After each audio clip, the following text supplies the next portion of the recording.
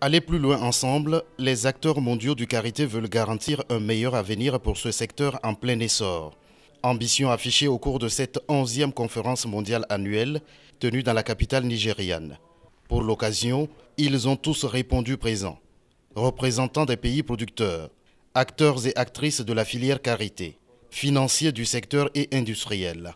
Quelques jours seulement après le lancement officiel de sa filière, le Togo a été la grande vedette de cette conférence qui a enregistré son entrée officielle dans l'Alliance globale du karité. Quand, en tant que président de l'Alliance mondiale karité, j'ai reçu la lettre d'adhésion d'abord du Togo, on a dit ça a été un ouf de soulagement pour nous. Et la place du Togo est bien là, dans le monde des pays producteurs de karité.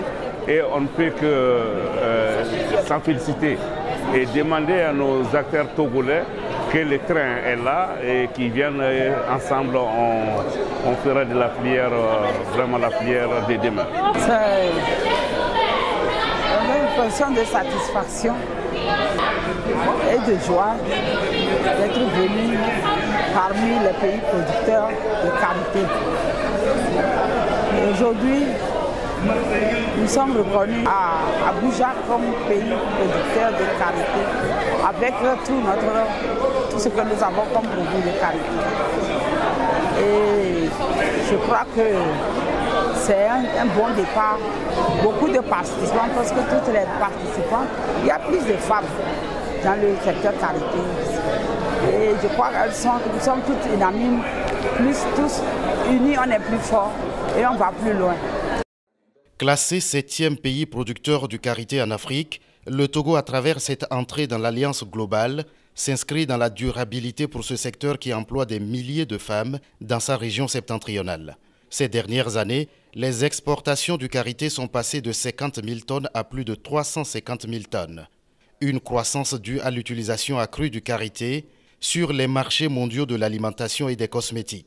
Pour tirer profit de ces opportunités dans la dynamique de l'autonomisation économique de la femme, le Togo peut s'inspirer de l'expérience d'autres pays de la sous-région ouest-africaine. On pense aujourd'hui qu'avec la présence de la République du Togo et le karité label Togo et ses dérivés, on fait une entrée triomphale à la 11e conférence mondiale du karité. C'est avec bras ouverts que tous ces membres du karité mondial ont accepté le Togo. Et c'est avec beaucoup de fierté d'ailleurs que nous faisons notre rentrée dans le concert des pays producteurs du karité. Et aussi montrer aussi le savoir-faire du Togo en ce qui concerne le karité, le beurre de karité label Togo, mais aussi les dérivés. Il est bien que l'interprofession tout de suite soit mise en place. Il est encore meilleur qu'il y ait une stratégie nationale de la filière karité togolaise, c'est-à-dire que l'association togolaise fasse du plaidoyer au plus haut niveau du gouvernement, pourquoi pas même de la présidence du Togo, pour que l'ensemble du gouvernement, l'ensemble des ministères concernés puissent aider l'association togolaise à élaborer sa stratégie nationale du Togo.